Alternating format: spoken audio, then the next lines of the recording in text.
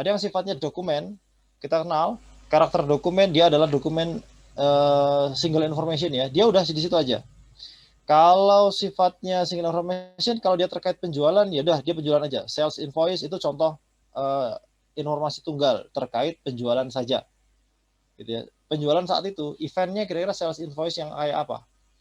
Tanggal sekian ya udah terkait dengan transaksi itu, kira-kira begitu. Dokumen lain bentuknya misalkan ijazah, ijazah kalian ya sudah, cuma cerita tentang ijazah atas nama X gitu. Ya dia menceritakan tentang informasi itu. Kalau report itu biasanya lebih general lagi. Dia kalau yang dicontoh ini monthly itu berarti bulanan, report bulanan. Jadi transaksi dalam periode 1 bulan itu dilaporkan,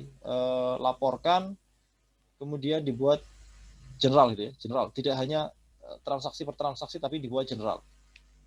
Ada juga report yang sifatnya quarterly, triwulan, kemudian ada yang semi annual, 6 bulanan, semesteran, ada yang annual, tahunan. Nah, report ini biasanya periodik, sifatnya periodik.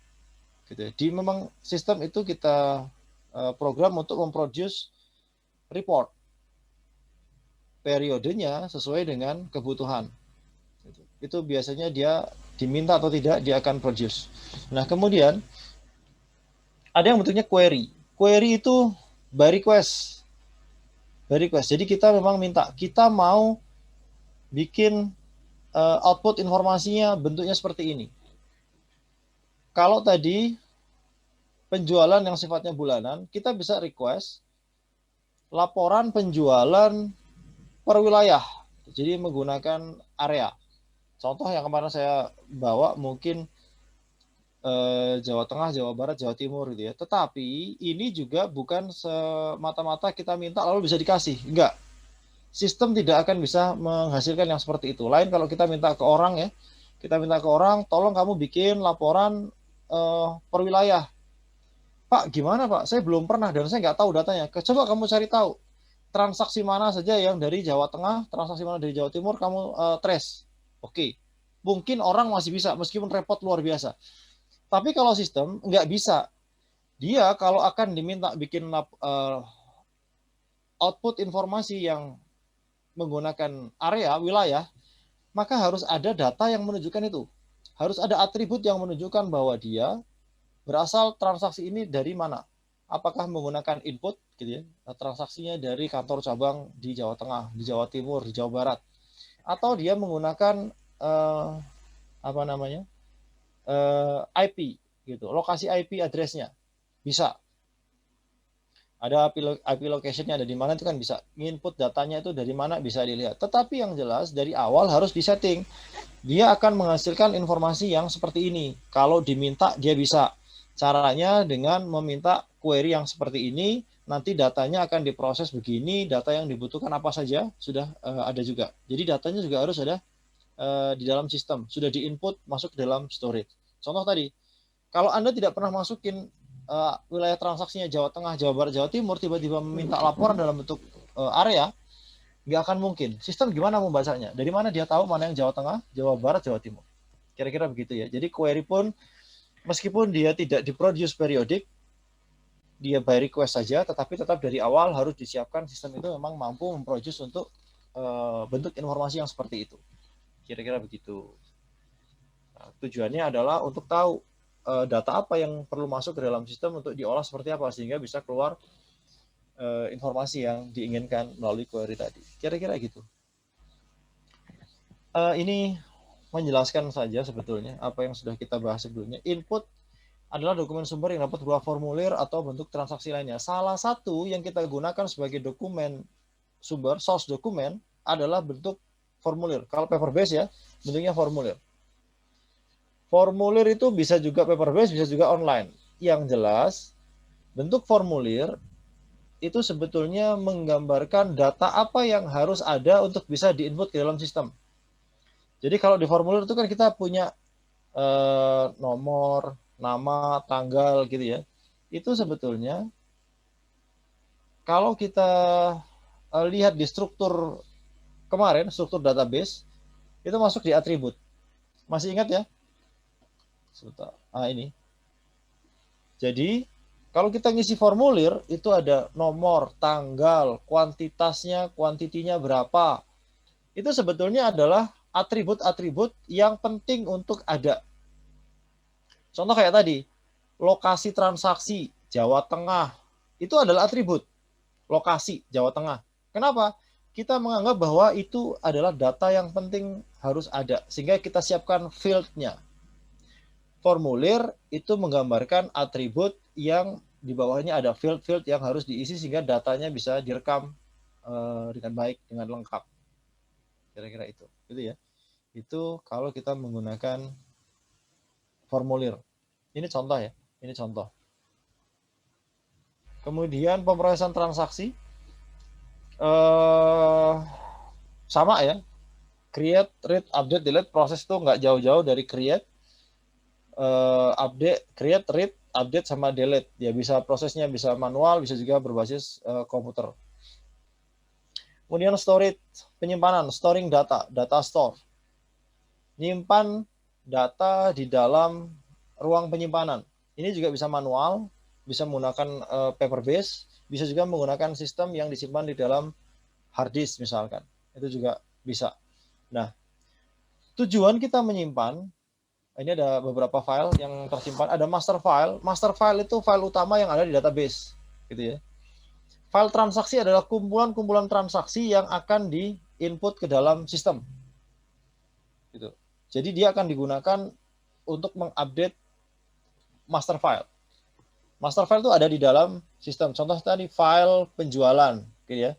File penjualan isinya transaksi-transaksi penjualan. Nah, file transaksi adalah kumpulan dari catatan transaksi yang akan digunakan untuk mengupdate file transaksi tadi. Jadi ada kumpulannya kan. Kita input datanya ke dalam master file. Kemarin kita bisa menggunakan dua metode.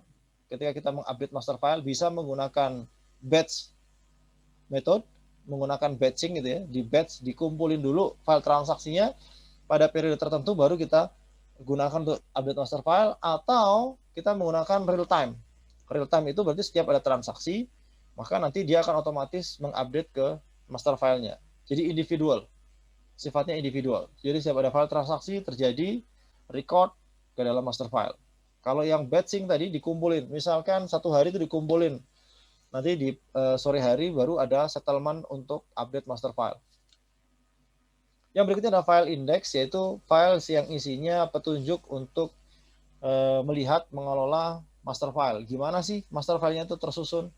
Kita kalau mau naruh file, mau lihat file, mau nyusun di master file itu seperti apa, itu pakai index. Jadi kalau kalian lihat di referensi di buku itu belakang ada indexing gitu. Indexing itu di belakang petunjuk untuk bisa mencari data yang kita inginkan di dalam buku itu. Ini kita mau nyari yang bagiannya di mana menggunakan indeks. Ini pun sama. Kita mau cari data tertentu di master file. Nah, ada kita lihat di indeks, nanti akan bisa membantu. Kira-kira itu. Outputnya tadi bisa soft copy, hard copy, bisa bentuk laporan, dokumen, atau query gitu ya, apapun itu. Nah, ini adalah aktivitas-aktivitas yang mungkin terjadi dalam pemrosesan data di dalam sistem.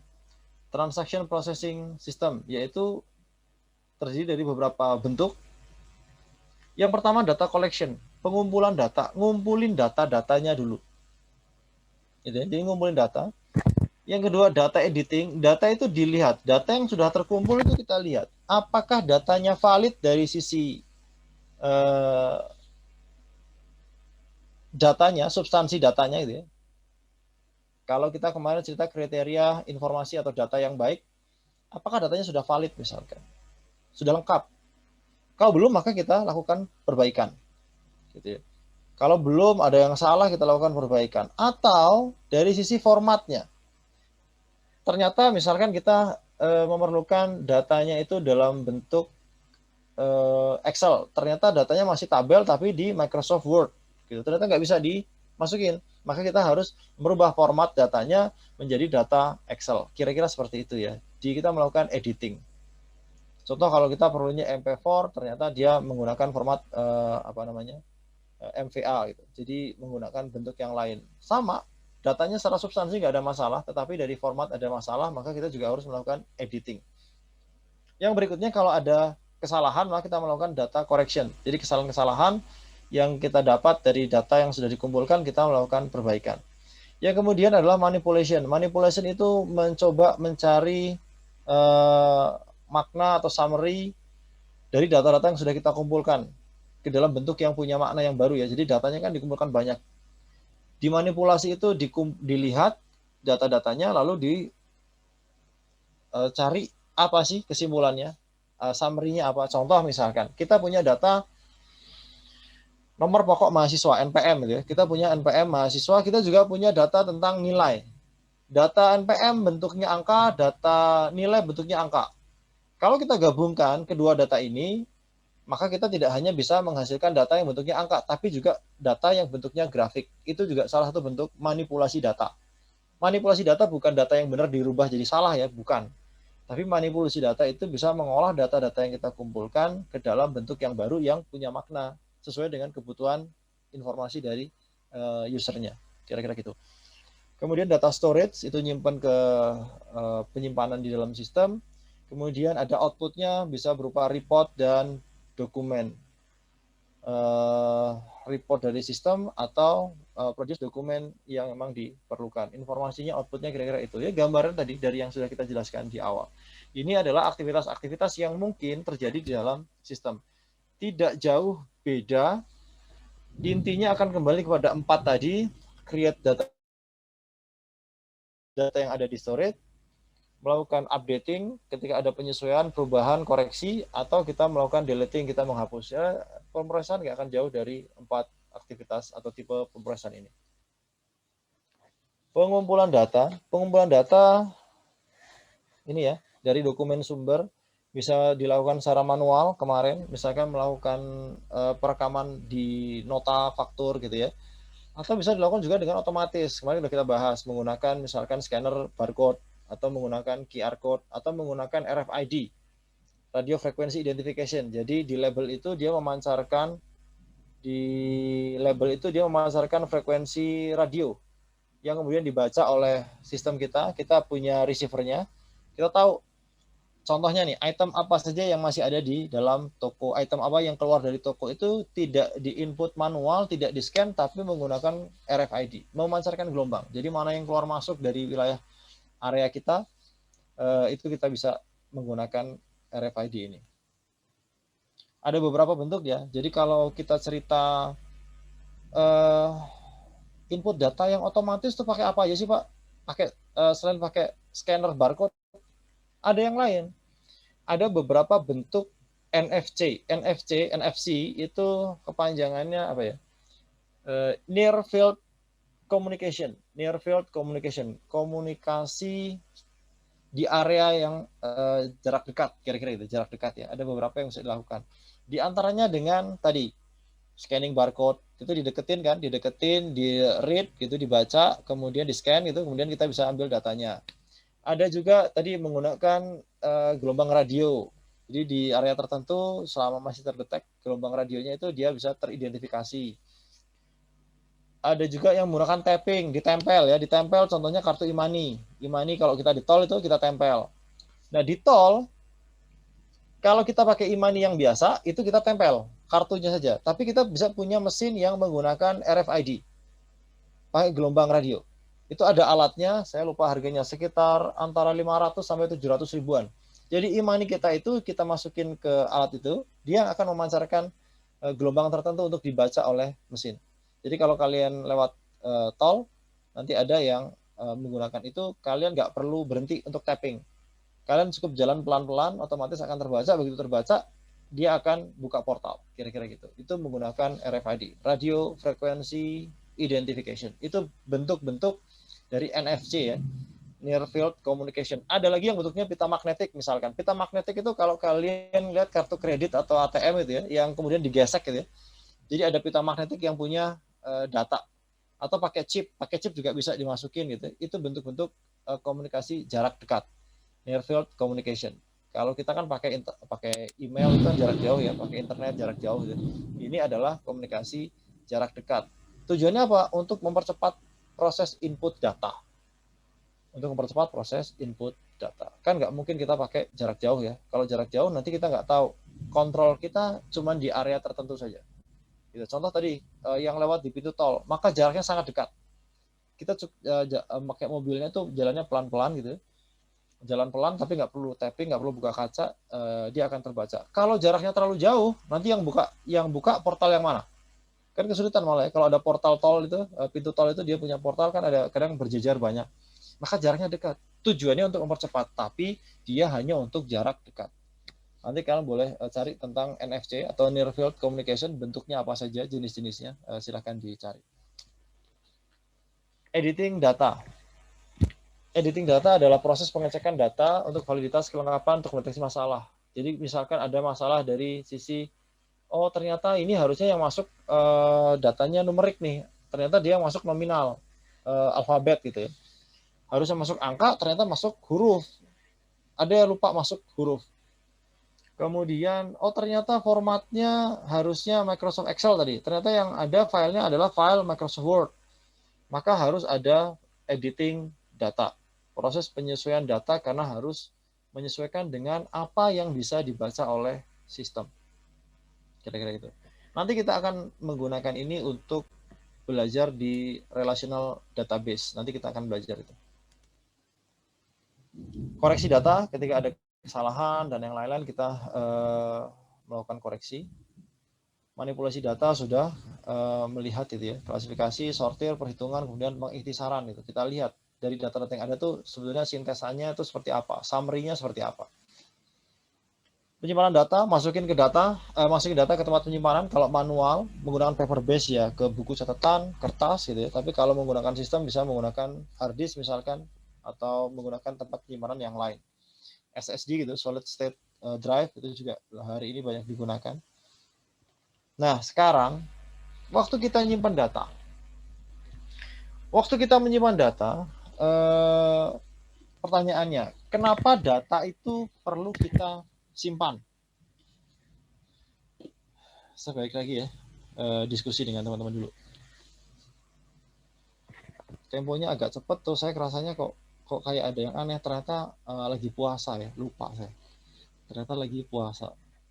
Temponya kayak lagi di luar bulan puasa. Biasanya nyiapin minum, ini enggak. Kok temponya sama tapi ada yang aneh gitu ya. Ya sudah, saya turunin dulu. Di sini ada yang puasa selain saya? Ada yang puasa? Ada, Pak. Ada ya? Ada, Pak. Mudah-mudahan sehat, puasanya lancar, dan menjadi puasa yang berpahala. Amin. Nah, sambil saya narik nafas dulu. Tadi lupa, temponya kecepatan. Ternyata bulan puasa. Ada yang bisa bantu saya nggak? Kenapa data itu kita simpan? Agar tidak hilang, Pak. Fauzan, agar tidak hilang. Agar tidak hilang, kata Fauzan, jadi disimpan, terus dikasih rantai gembok gitu ya, digembok, agar tidak hilang. Ada lagi yang lain? Terus kalau nggak hilang mau diapain? Pak. Siapa ya barusan? Novelin, Pak. Ya kenapa? Agar bisa digunakan saat dibutuhkan, Pak. Agar bisa digunakan saat dibutuhkan. Digunakan untuk apa? Misalnya kalau ingat ya kemarin ya, Pak, bedanya data sama informasi. Kita gunakan untuk apa? Data itu kita gunakan untuk apa biar jadi informasi? Untuk kalau data itu digunakan misalnya ada yang bisa bantu dia? Masih ingat? Data itu digunakan untuk apa? Biar jadi informasi kemarin. Apa bedanya data sama informasi? Di awal saya ulang-ulang nih biar kalian nancep gitu, bukan cuma nangkep tapi nancep gitu. Apa kemarin? Ya silakan. Agar bisa dimanfaatkan. Agar bisa dimanfaatkan. Oke, kita manfaatkan ya, kita perdaya gitu ya.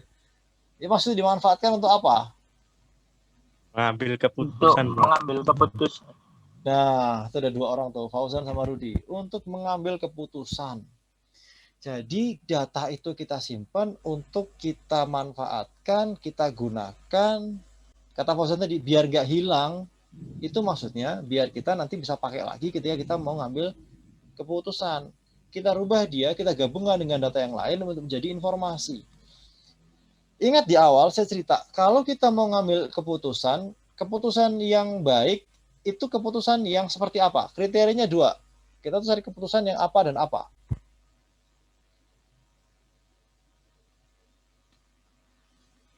Ada yang ingat? Efisien, Pak. Efektif, efisien. Enggak, nih kamu masih keingetan masalah racun tikus kayaknya.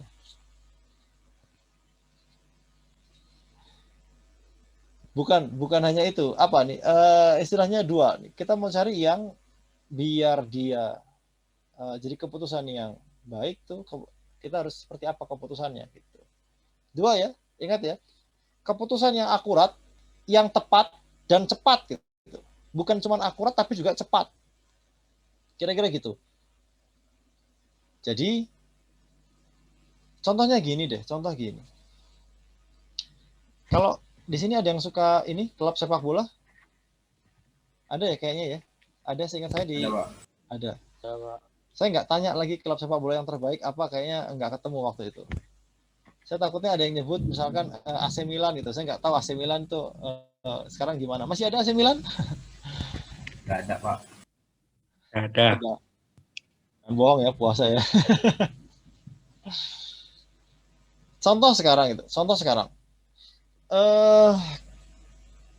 Kalau kita bukan tanya klub yang terbaik, kita tanya pemain yang terbaik misalkan. Sekarang pemain terbaik siapa? Kalau dulu ketemunya cuma Ronaldo sama Messi. Sekarang siapa yang terbaik siapa? Terakhir siapa? Mbappe. Lewandowski, Pak. Tuh kan? Ternyata masih perdebatan juga ya. Ini ternyata kalian tuh nonton bola bukannya cari hiburan, malah cari masalah gitu. Karena debatnya nggak selesai gitu. Saya pakai yang lama aja ya. Saya pakai versi yang lama. Saya pakai misalkan Ronaldo. Contoh aja. Seandainya Ronaldo itu adalah pemain terbaik yang memang dia punya potensi untuk bisa membantu klubnya. Nah, kalau kita sama-sama punya keputusan, tepat nih keputusannya, kita harus rekrut Ronaldo itu. Untuk klub sepak bola tadi ya, kita harus rekrut Ronaldo. Ya, tapi kalau Anda kelamaan menyadari itu, keputusan Anda tepat, kita harus merekrut Ronaldo. Keputusan tepat nggak? Tepat. Tapi Anda terlambat, nggak cepat. Karena kompetitornya, klub sepak bola yang lain sudah duluan. Kira-kira gitu. Itu yang terjadi dengan misalkan beberapa klub sepak bola kayak misalkan Barcelona gitu ya. Dulu sempat merekrut Messi gitu ya.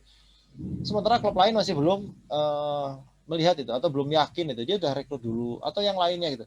Ini contoh. Saya ngambil contoh ini agar mudah untuk kalian bayangkan bahwa keputusan yang tepat itu tidak cukup kalau dia terlambat gitu. Karena kompetitor udah lebih dulu ngambilnya. Sama-sama punya keputusan yang sama tetapi ternyata kompetitor sudah lebih dulu. Contoh. Wah, siapa namanya ya? Ntar saya cari di sini yang nggak ada namanya. Dewi nggak ada ya. Nah, nama Dewi nggak ada. Selamat, berarti nama Dewi nggak ada. Wah, si Dewi ini cantik banget nih anaknya nih. Dia juga ramah gitu. Kira-kira gitu ya. Si Dewinya kan nggak ada kan nama Dewi kan. Nah, oke. Kayaknya nanti saya habis lulus kalau nikah sama dia pas banget nih, kira-kira gitu. Kalau saya nikah sama si Dewi pas banget. Memang anaknya cantik, pinter, ramah, perhatian, penyayang, sabar. Wah, mantap banget ya. Kira-kira keputusan yang tepat nggak ini? Kira-kira keputusan tepat nggak ini? Pak. Tepat. Oh, tepat ya. Kata teman-teman Farhan ya, tepat ya Farhan ya. Banget, Pak. Tepat banget. Tapi sayang Farhan, ternyata tadi misalkan ternyata Diva udah duluan. Sama-sama ternyata punya keputusan yang tepat. Si Dewi kayaknya tepat banget nih, pas banget. Gak ada yang salah, tapi Anda terlambat.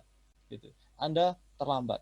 Karena sudah ada orang lain yang lebih cepat dari Anda mengambil keputusan itu. Gitu. Jadi keputusan Anda tepat, tapi Anda terlambat. Itu masalahnya. That's the case. Jadi saya mau bilang bahwa kita perlu 2 hal. Kita perlu mengambil keputusan itu tepat, tapi juga cepat. Karena kalau kita tepat tapi terlambat, kompetitor sudah mendahului kita. Gitu ya. Dan mereka sudah punya advantage. Nah, untuk itulah ternyata kita perlu menyimpan data Sehingga pada saat nanti kita butuhkan dia menjadi informasi, kita bisa menggunakan dia untuk mengambil keputusan yang cepat dan tepat. Kalau kita ingin tepat, informasinya harus memenuhi kriteria informasi yang baik. Kalau kita ingin cepat, maka kita harus meletakkan data itu di tempat yang cepat juga untuk kita identifikasi, kita panggil. Itu masalahnya. Jadi kita harus cepat merecall datanya lagi, gitu ya.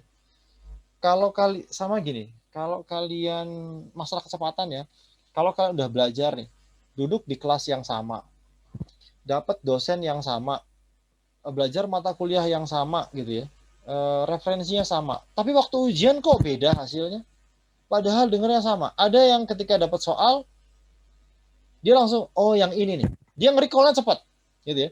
Ada yang ini nih pernah denger nih, pernah dijelasin nih, tapi sebentar, yang mana ya? Kalian nge-recall-nya perlu waktu, gitu ya. Kebayang ya? Jadi sama aja sebetulnya, cuman masalah kecepatan aja. Datanya ada di dalam, cuman kalian nyarinya susah. Atau begini, kalau kalian ada tumpukan file, gitu ya, tumpukan file, baik di atas meja kalian atau dalam komputer kalian, tapi kalian nggak ngerti strukturnya. Kalian setiap ada tugas mata kuliah, tugas mata kuliah ini dikumpulkan hari Sabtu ya. Satu pekan perkuliahan semuanya ngasih tugas dikumpulkan hari Sabtu. Pas hari Sabtu deadline ngurut itu ya. Yang ini harus dikumpulkan jam sekian, ini jam sekian itu. Kalian lupa. Pas deadline mata kuliah ini yang saya simpan di mana itu, dan kalian nggak ngerti struktur file yang kalian punya itu gimana, baik yang di depan mata kalian di meja atau dalam soft copy. Contoh, yang satu nulisnya nama, misalkan namanya Dewi tugas akuntansi biaya gitu ya, Dewi tugas akuntansi biaya. Yang satu lagi nulisnya lain lagi, TGS Akpem, tugasnya udah bukan tugas lagi, TGS Akpem disingkat lagi kan. Yang satu lagi dirubah lagi, TGS pekan ini kapan nggak tahu. Udah kalian numpuk kayak gitu semua. Kalian bisa bayangkan kalau kalian punya file kayak gini, kalian harus ini yang mana ya punya saya, yang ini tugas apa ya? Kalian klik satu-satu dulu, kalian lihat lagi. Text time. Maka kita perlu melakukan sesuatu untuk mempercepat kita mengidentifikasi data. Yang kita lakukan diantaranya adalah dengan melakukan coding. Jadi kalau kita menyimpan data, kita melakukan coding, memberi kode terhadap data-data yang kita simpan. Tujuannya apa? Kita cepat mengidentifikasi, mengenalinya, sehingga kalau kita panggil, kita bisa menggunakan dengan cepat. Kira-kira itu. Maka dibutuhkan coding, mengkodekan, dikasih kode. Gitu. Daripada tadi tugas akuntansi biaya pekan pertama, materi apa, kepanjangan. Gitu. Kita pakai coding. Nah, sekarang kita sudah tahu ya tujuannya, manfaatnya kita menggunakan coding ketika menyimpan data agar lebih cepat kita identifikasi, kita gunakan. Nah, memberikan kode itu ada beberapa. Memberikan kode itu ada beberapa metode yang mungkin bisa digunakan. Metode yang pertama menggunakan urutan atau sequencing. Jadi yang pertama itu kita menggunakan urutan atas terjadinya event, gitu ya. Bisa menggunakan urutan terjadinya event atau peristiwa. Kalau transaksi penjualan, ya kita bisa pakai nota penjualan, nota 1, 001, 002, 003, itu urutan. Kalau kalian pakai kwitansi, gitu ya, kwitansi pembayaran nomor 01, 02, 03, cepat, pakai urutan, mudah dibuat. Tetapi kalian tidak bisa mengidentifikasi bedanya nota 01 sama 03 itu pembayarannya kayak apa, sama atau beda. Yang satu bayar listrik, yang satu bayar apa? Bayar angsuran mobil atau apa? Nggak ngerti kita, karena nggak ada bedanya. Nah, kode urutan ini memang dibikinnya mudah, pakai sequence ya, nomor 1, 2, 3. Mudah dibikin, tetapi agak sulit ketika kita mau mengidentifikasi untuk data yang berbeda. Maka kode urutan ini masih bisa digunakan memenuhi kebutuhan kalau datanya itu tidak banyak dan relatif sama sebetulnya. Relatif sama. Karena kita nggak perlu mengidentifikasi, gitu. Kita tidak perlu mengidentifikasi satu persatu karena relatif sama. Cuman kita mungkin bisa tahu frekuensinya, gitu. Kira-kira itu ya. Berapa lama misalkan periodenya. Cuman itu aja. Jadi 1 bulan ini sudah ada sekian faktur, sekian transaksi, sekian nota yang keluar. Udah selesai. Mungkin saja hanya itu. Kalau memang kita perlunya hanya itu, datanya hampir sama, relatif sama, dan nggak terlalu banyak. Nah, itu adalah kode menggunakan urutan atau sequence. Nah, sekarang ada bentuk yang lain. Bentuk yang lain selain menggunakan urutan tadi. Yang pertama menggunakan blocking, jadi blocking range number, range angka tertentu itu kita blok. Di blok itu nggak boleh digunakan kecuali untuk item yang sudah kita identifikasikan. Yang berikutnya adalah menggunakan kode group, menggunakan grouping. Kita gunakan seperangkat angka untuk mengidentifikasi karakter dari item atau data dari item yang kita identifikasi. Kemudian ada yang menggunakan kode mnemonic. Contohnya ini. Kode urutan oke lah ya. Kode urutan itu diberikan nomor mengikuti nomor sebelumnya, kira-kira ya seperti itulah. Nah, kemudian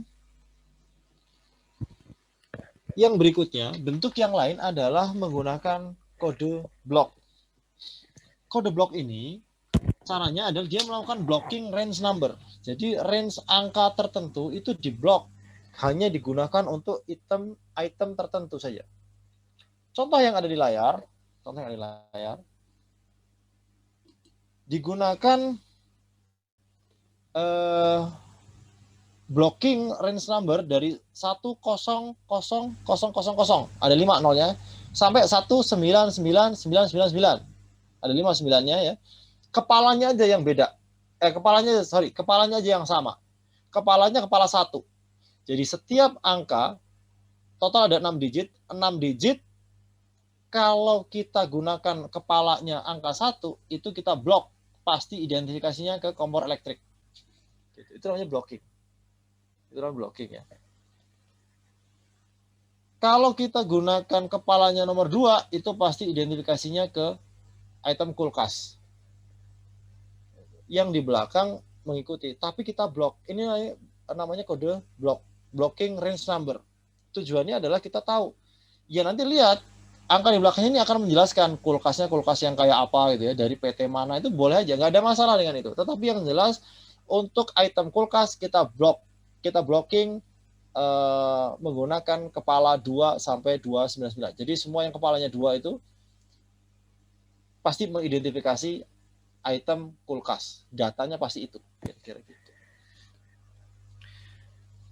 Yang berikutnya adalah kode group.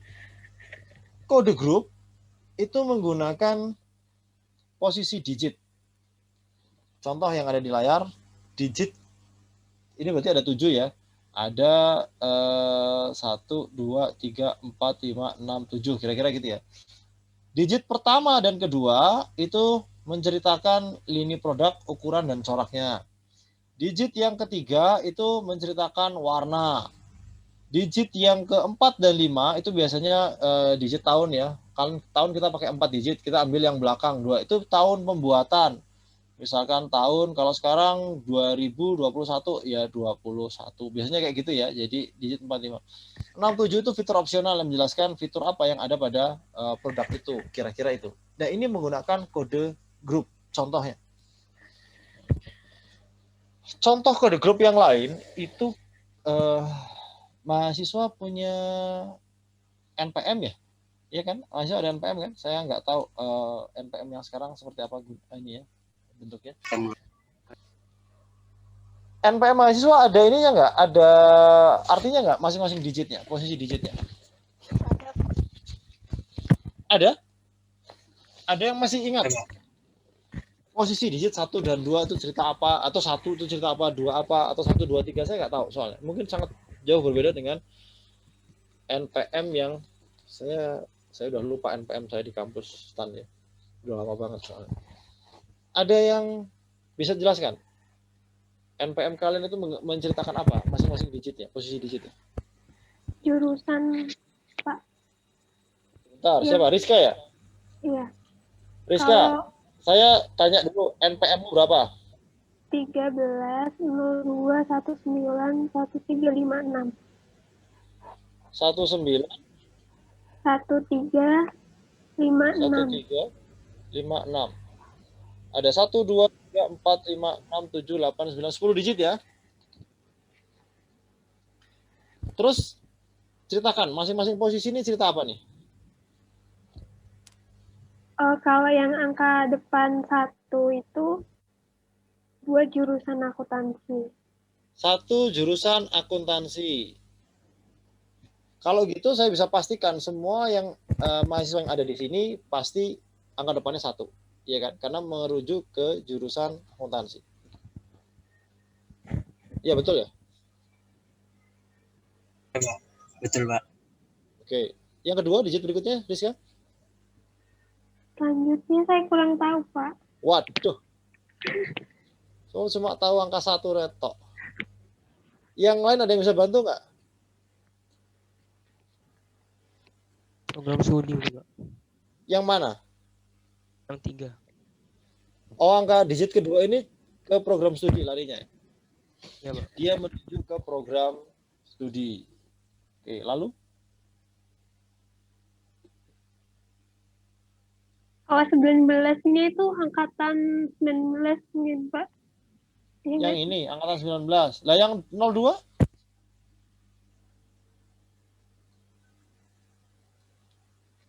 Dua cuma dikasih waktu 2 tahun, kira-kira gitu. Untuk nggak tahu kan gimana? Gimana bacanya? Atau gini ya, saya coba ini ya. Nah, kalian punya NPM. Kalau nanti kalian sudah jadi ASN, kalian sudah jadi pegawai negeri, itu nanti kalian nggak akan ditanya lagi berapa NPM-nya. Yang akan ditanya adalah berapa nomor induk pegawainya. Sama, tujuannya adalah untuk mengidentifikasi orangnya, data terkait orang itu. Saya kasih lihat ya. Contoh misalkan, contoh NIP, nomor induk pegawai sekarang itu pakai 16 digit ya. Kita coba. Contoh misalkan 1980.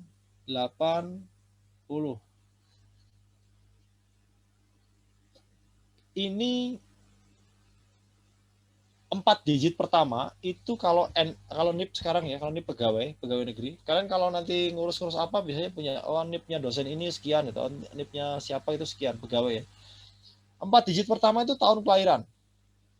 Jadi kalian tahu tahun lahir seseorang itu pegawai dari melihat NIP-nya. Jadi kalau ditanya berapa umurnya, wah malu-malu gitu ya. Nggak mau sebut, udah tanya NIP-nya aja, ketahuan. Pegawai itu ditanya NIP-nya, dia nggak sadar bahwa sebenarnya dia ditanya berapa umurnya. 1980 itu tahun kelahiran. Yang berikutnya adalah 03 itu bulan kelahiran. 12 tanggal kelahiran. 1998.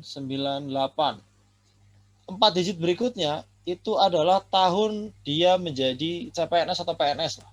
Ketika dia dapat NIP pertama kali itu. CPNS.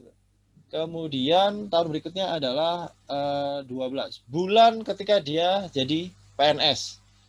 Yang berikutnya 2 digit terakhir itu angka unik 01. 01 itu untuk membedakan.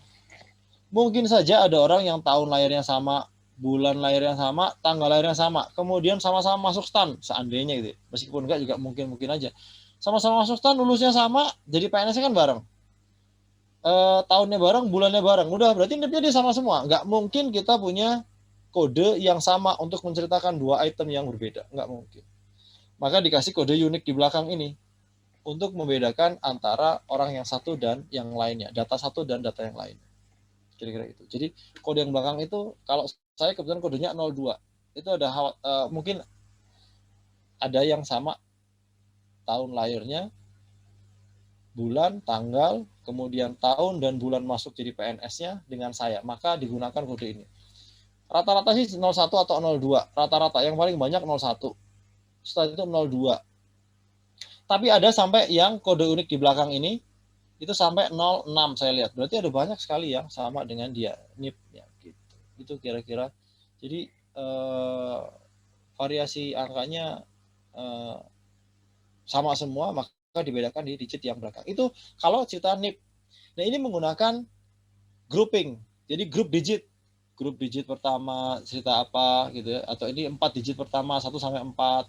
Kemudian 5 sampai 6, 7, 8.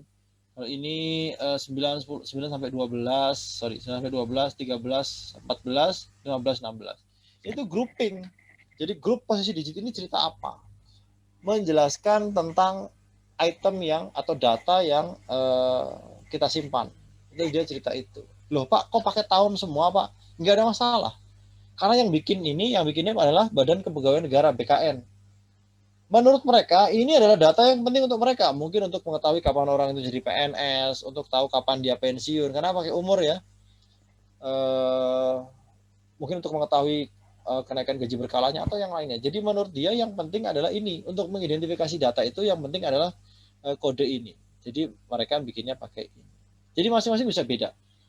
Mahasiswa NPM pakai ini, ya silakan. Ada tahun angkatan, mungkin saja ada misalkan kalau kita tahu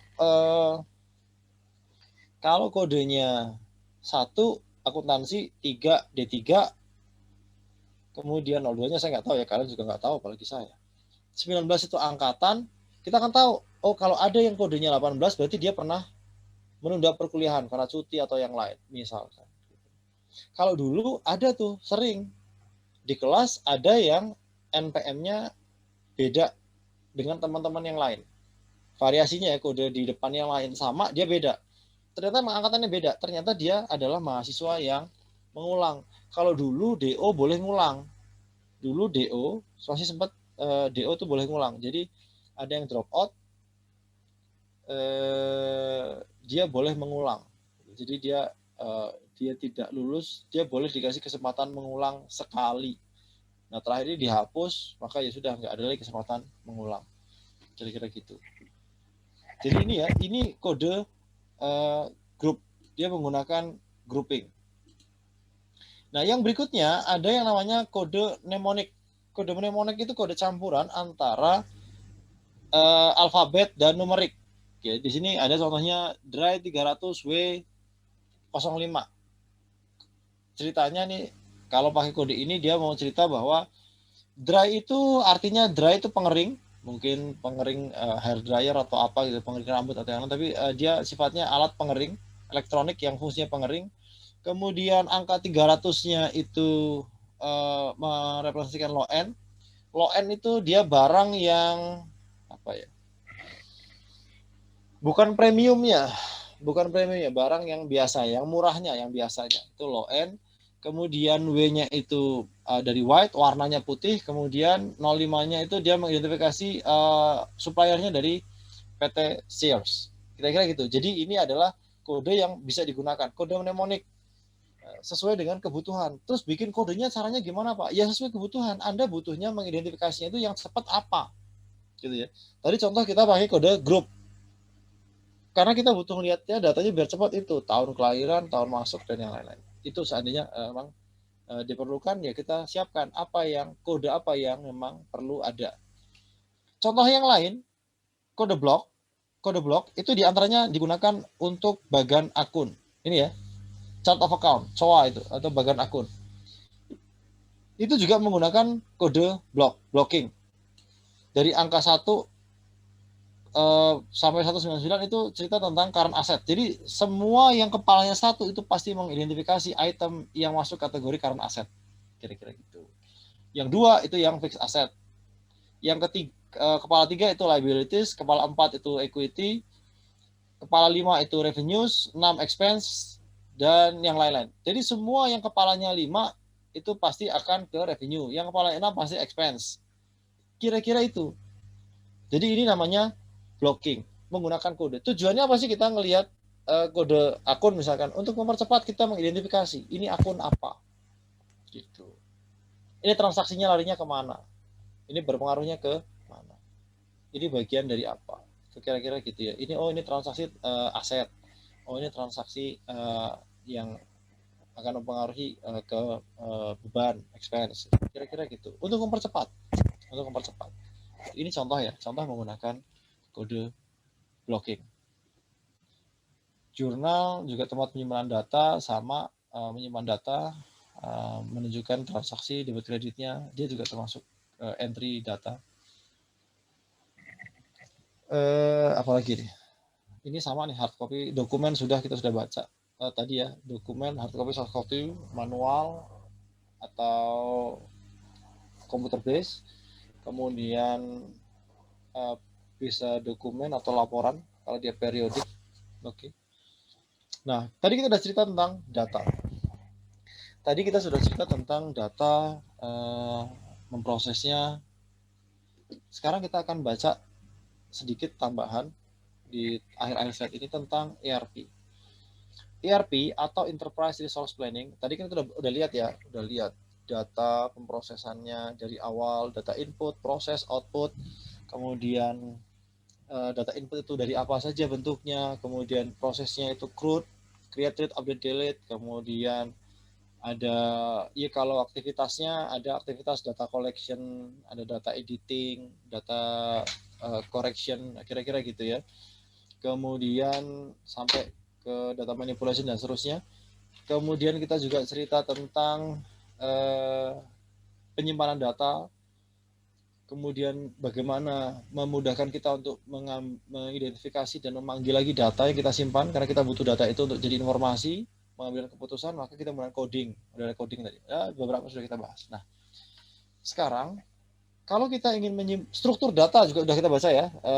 Struktur database. Database di bawahnya itu ada file ada record ada field yang sesuai dengan atributnya. Paling kecil itu karakter. Kira-kira sudah lewat. Nah, sekarang ada satu sistem terintegrasi di sebuah perusahaan yang namanya ERP atau Enterprise Resource Planning. Dia adalah sistem informasi terintegrasi yang biasa atau mungkin digunakan oleh perusahaan manufaktur atau jasa yang harapannya akan mengintegrasikan data yang ada sehingga bisa mengotomasi proses bisnis yang mereka lakukan. Gitu. Jadi kalau kita cerita proses bisnis itu kemarin ada value chain ya, aktivitas utama yang ada di value chain. Nah, harapannya dengan adanya ERP ini, maka kita bisa mengintegrasikan data-data yang ada, kemudian mengotomasi proses-proses itu. Rangkaian itu kan berkaitan. Kalau kita kemarin cerita komponen sistem itu kan komponen berkaitan. Nah, kalau kita cerita proses bisnisnya berkaitan, data-datanya itu juga akan saling mempengaruhi, maka kalau bisa diotomasi itu akan membuat prosesnya jadi lebih cepat. Kira-kira itu. Itu ERP. Nah, biasanya di ERP itu mengelola banyak data karena dia integrated ya, terintegrasi. Data yang mungkin ada di ERP, data keuangan misalkan, data keuangan, data tentang persediaan, inventory, data tentang SDM, HRM itu Human Resource Management ya, tentang SDM, data tentang produksi, data tentang service, purchasing, pembelian bahan baku, dan yang lainnya tentang juga penggunaan material bahan baku untuk produksinya. Nah, ini data-data yang mungkin dikelola oleh ERP, makanya dia terintegrasi. Contohnya, seandainya ada target penjualan pada bulan, ini bulan apa nih? Bulan April, atau kita pakai bulan yang lain ya. Kalau sekarang bulan April, kita pakai bulan Maret. Seandainya ada target penjualan di bulan Maret sebanyak 100 unit produk. Kita lihat data di inventory kita, ada finished good berapa. Kalau kita mau jual 100, paling nggak kita harus menyiapkan 100. Gitu, paling tidak. Atau kalau kita mengharapkan ada pembelian langsung pada bulan itu tanpa pesanan, maka kita bisa menambahkan spare gitu. Nambah stok. Jadi paling tidak 120 misalkan. Atau kalau kita cuma mau ngejar target penjualan sesuai pesanan, kita pakai 100 ya 100. Kita lihat finish good kita yang ready stock berapa? Oh, cuma 70. Dari situ tahu kita berarti harus memenuhi produksi di bulan April untuk stok bulan Mei itu sebanyak 100 dikurangi 30. 30 paling tidak harus kita produksi. Production ya. Jadi di bagian penjualan Di bagian penjualan, sorry. Di bagian penjualan cerita tentang target penjualan. Dari situ tahu inventorinya, stoknya berapa, ada yang kurang. Kalau kurang berarti dia harus ke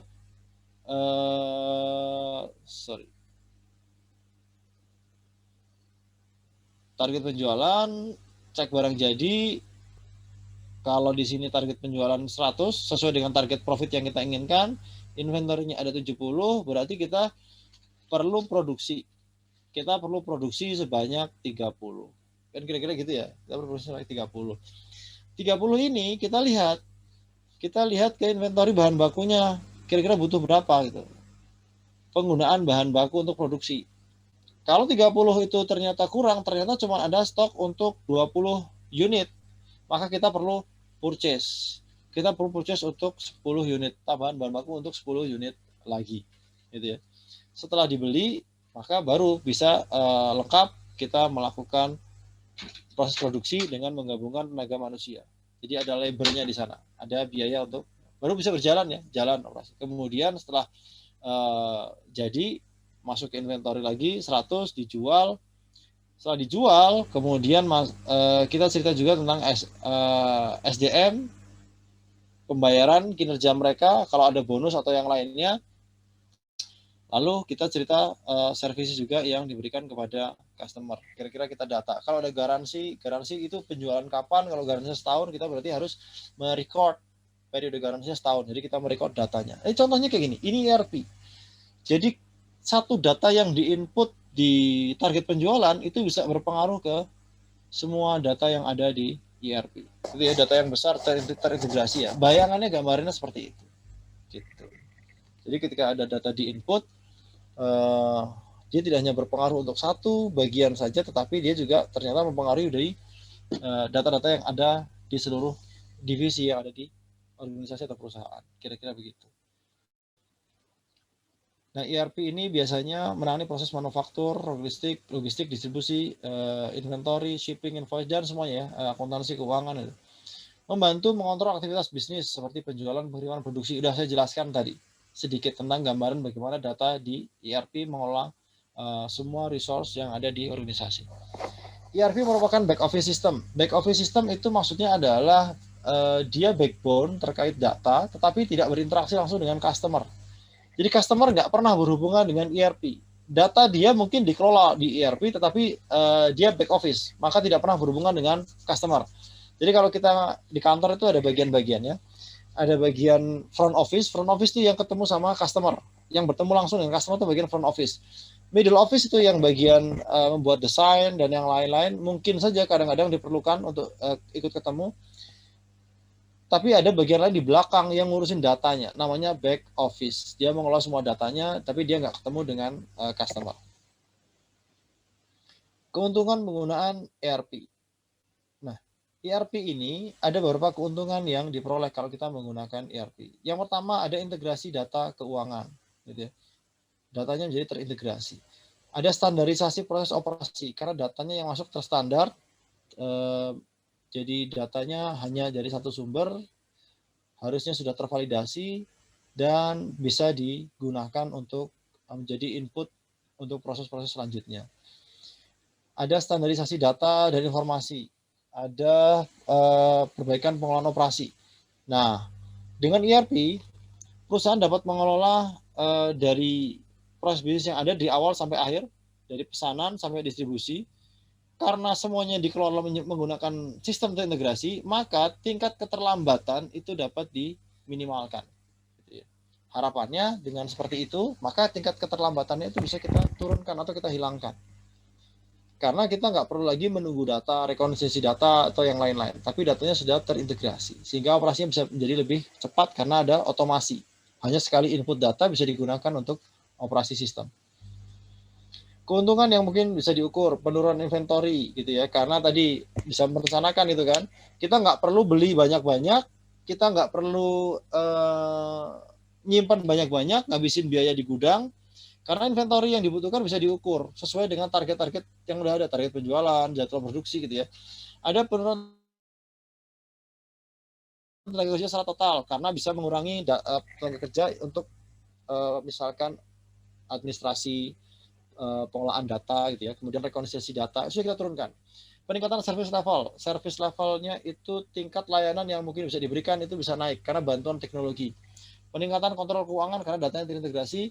Penurunan waktu yang dibutuhkan untuk mendapatkan informasi karena semuanya terotomatisasi, jadi sekali input dia bisa masuk ke dalam sistem. Ini adalah keuntungan yang mungkin bisa didapat ketika kita menggunakan ERP. Ini ada penjelasannya ya, nanti kan baca masing-masing. Keuntungan untuk integrasi informasi keuangan, kemudian analisis pelanggan, standarisasi produksi, mengolah human resource, menangani pengadaan ya sehingga terotomatisasi ya, tadi kebutuhan dari penjualannya berapa, inventorinya kayak apa, kebutuhan operasinya berapa, persediaan bahan bakunya gimana, semua datanya udah langsung terotomatisasi. Jadi cepat ya gitu. Bisa otomatisasi. Diotomasi. Kemudian untuk membuat laporan jelas karena dia datanya sudah terintegrasi. Nah, selain tadi potensi yang mungkin ditawarkan oleh ERP karena datanya itu besar, datanya besar, sistemnya juga sistem yang melibatkan semua divisi. Ada beberapa hal yang mungkin harus menjadi concern kita. Yang ini menjadi potensi gagalnya membangun ERP. Yang pertama, bangunnya itu perlu waktu dan biaya yang besar. Siap nggak kita anggarannya? Waktunya cukup nggak? Yang kedua, pre-implementation-nya tidak dilakukan dengan baik. Jadi sebelum dia dijalankan, sudah disiapkan belum semuanya? Termasuk diantaranya adalah user-nya, orang-orangnya. Siap nggak menggunakan sistem yang baru tadi?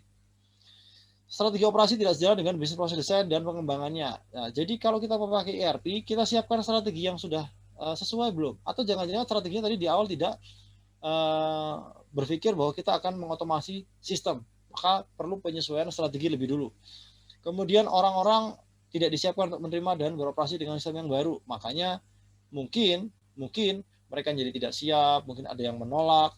Mungkin efek yang terakhir adalah dengan kurangnya edukasi di implementasi sistem, justru ketika ada kesulitan dari user, ini ya karena orang nggak disiapkan ini, justru dia akan memperlambat proses bisnis.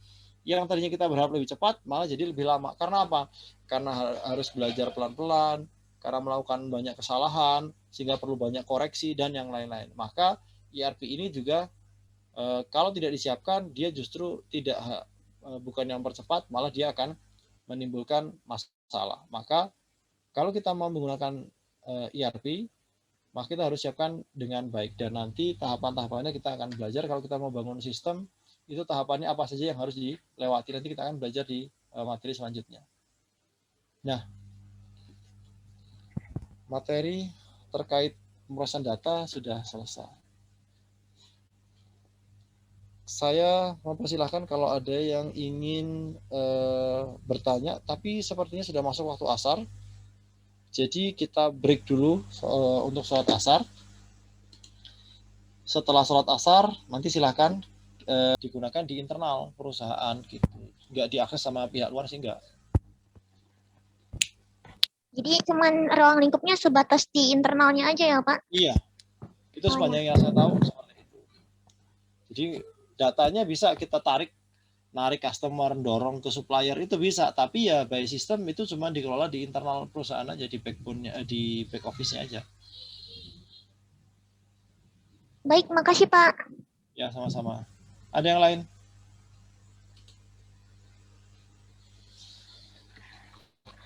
Nggak ada? Kalau nggak ada kita lanjut.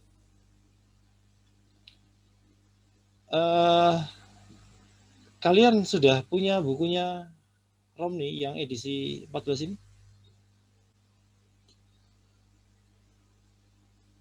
Punya belum? Belum, Pak. Belum punya? Yang lain ada yang sudah punya? Yang kalian punya apa?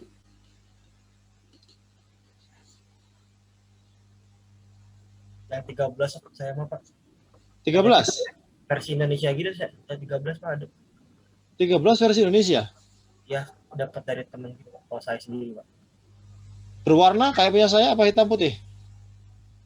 Iya Pak, hitam putih gitu kayak habis scanan gitu Pak, banyaknya. Oh, bajakan berarti ya? Ya, sepertinya gitu. Oke, di saya nggak punya yang versi bahasa Indonesia untuk edisi 14.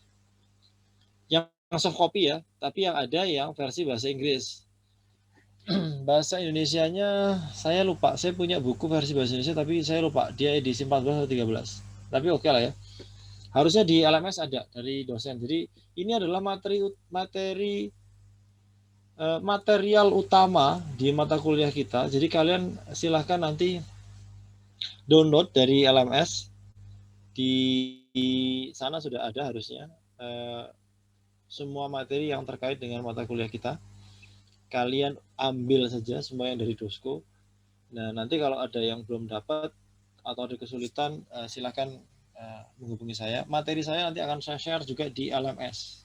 Sudah akses LMS? Sudah ada yang coba akses LMS? Belum? Coba ya, dibuka LMS-nya, diakses untuk mata kuliah SIA, nanti ada materinya semuanya di sana. Kalau di kelas saya, nanti saya sampaikan juga di link kelas. Jadi silahkan nanti bisa diakses ke sana. Semua materi sudah saya share di sana. Materi yang sudah kita pelajari tapi ya, kadang-kadang saya jalan sambil ngupdate soalnya. Baik, nah sekarang kita kembali ke bukunya Romney. Hari ini kita mau diskusi tentang materi di bab 3-nya Romney, chapter 3, yaitu System Documentation Technique. Gitu. Ini yang akan kita pelajari hari ini di sisa waktu ini. Teknik penyusunan dokumentasi sistem. Nah, sekarang kita ngobrol dulu. Ada yang tahu apa itu dokumentasi? Atau mau sharing dulu? Dokumentasi itu apa sih? Gitu? Mungkin kita sering dengar kata dokumentasi ya. Atau pernah jadi seksi dokumentasi gitu. Atau pernah lihat orang yang kerjanya jadi seksi dokumentasi. Nah, dokumentasi itu apa? Nah, ada yang mau sharing nggak? Menghimpun momentum yang penting, Pak. Gimana Ahmad? Menghimpun? Momen yang penting lah, Pak. Menghimpun momen yang penting. Oke. Dokumentasi itu menghimpun momen yang penting. Ada lagi yang lain? Tukang foto-foto, Pak, gitu. Atau ada yang lain? Mengumpulkan bukti-bukti dalam kegiatan tersebut, Pak. Kenapa, Diva? Mengumpulkan bukti kegiatan tersebut, Pak. Mengumpulkan bukti kegiatan. Oke. Mengumpulkan bukti kegiatan. Ada lagi tambahan?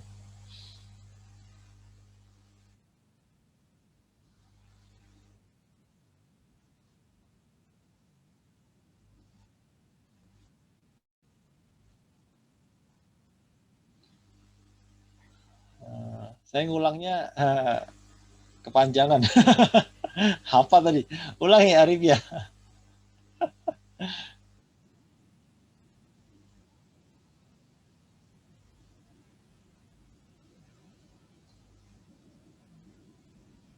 Oke, mendapatkan dokumen dari aktivitas yang sudah dilakukan.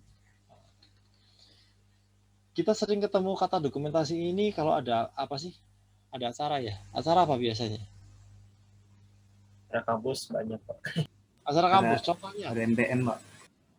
Apa? Ya, acara.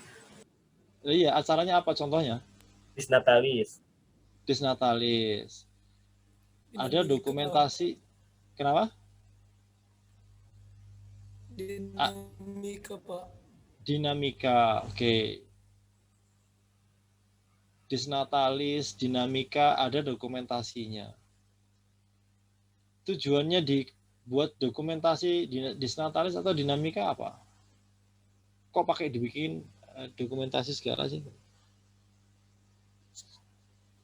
Kegiatan, Pak. Kenapa? Ada bukti kegiatannya ini ada terlaksana gitu, Pak. Enggak juga. Cari Masa kita butuh foto-foto itu untuk membuktikan padahal acaranya segede-gede gitu. Anggarannya ada pertanggungjawabannya. Ada kalau caranya kayak gitu, anggarannya nggak usah pakai pertanggungjawaban, udah foto-foto aja selesai kan. Justru bukti pelaksanaan itu pakai dokumen yang lain. Kalau buktinya itu biasanya pertanggungjawaban anggaran itu pakai yang lain. Kalau gitu nggak usah pakai pertanggungjawaban, anggarannya udah ini duitnya kemana? Ini fotonya udah selesai kan? Nah, kira-kira gitu. Yang lain coba, ada nggak yang lain?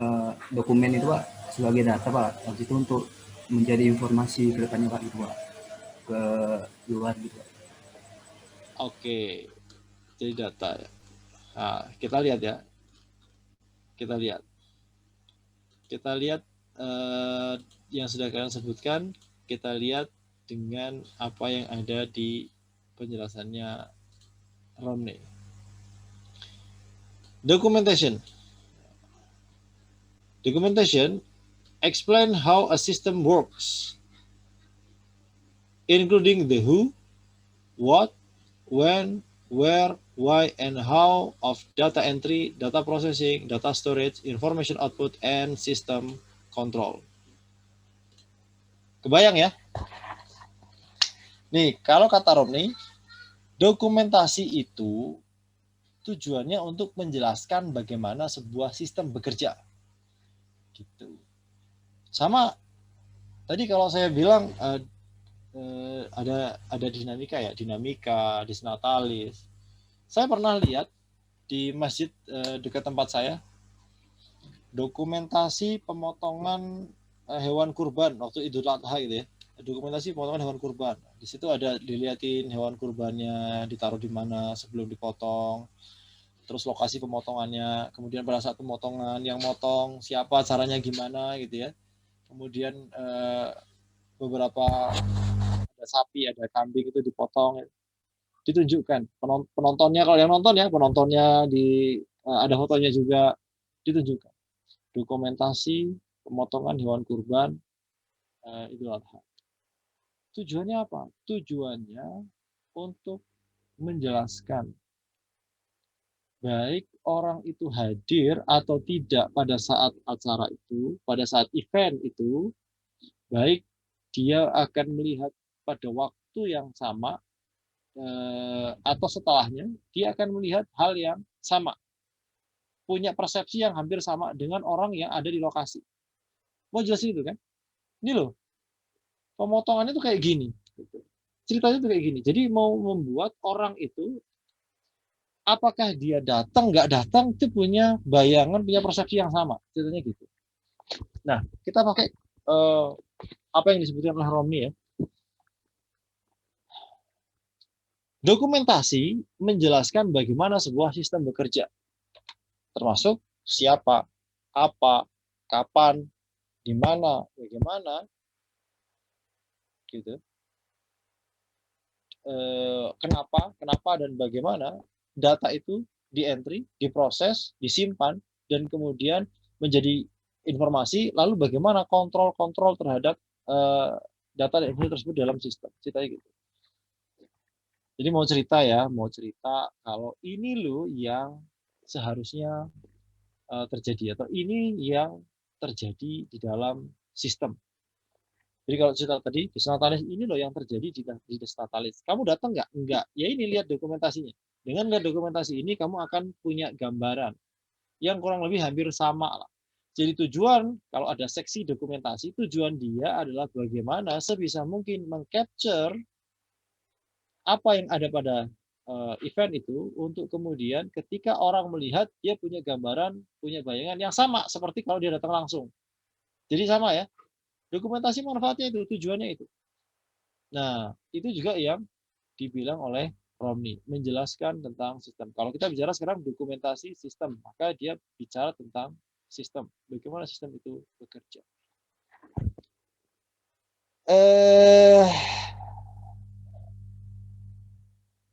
Kalau kita mau lihat lagi contoh. Kemarin kita bicara tentang informasi akuntansi. Di slide terakhir saya, di slide pertama saya bagian terakhir, kemarin saya gambarin itu ya, ada grafik chartnya ya, ada chartnya ya, yang saya bikin panah-panah itu ya. Ada yang ingat? Saya bikin chart itu, di mana informasi akuntansi kemudian diproses oleh manajemen jadi keputusan bisnis. Masih ingat nggak?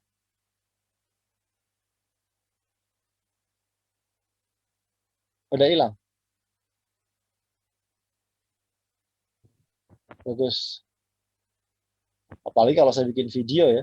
Kalian nontonnya ntar tuh, mau UTS tuh.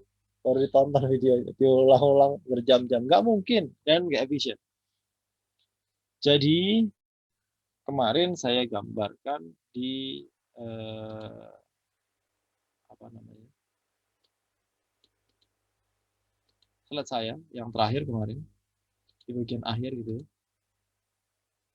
Saya mau kasih lihat ya. Saya tutup dulu.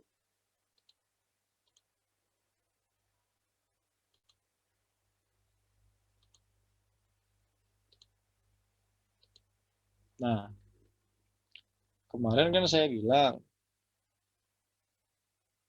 informasi akuntansi, ya, informasi akuntansi itu akan jadi input kan untuk proses manajerial di manajemen, di proses gitu ya.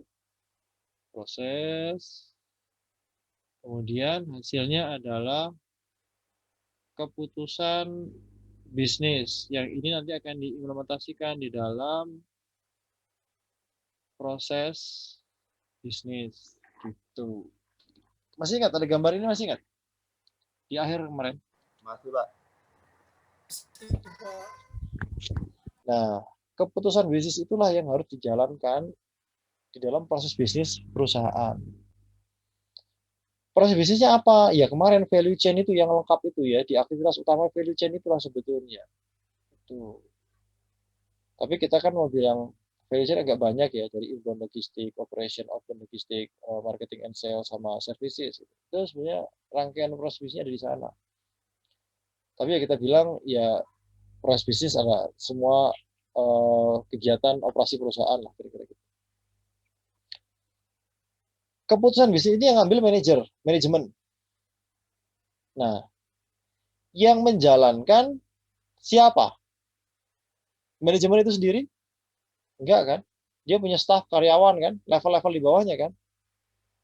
Sama kalau kalian nanti masuk ke dunia kerja, kalian kalau masuk kerja nanti jadi golongan berapa? Tahu nggak? Masuk kerja PNS golongan berapa kemarin? Besok. Golongan Golongan 2, Pak. Dua apa? 2C, Pak. C. 2C ya, 2C. 2C itu jadi apa kira-kira? Langsung dirjen? Pelaksana, Pak. Pelaksana dulu ya. Jadi kalian adalah ujung tombak gitu ya, ujung tombak.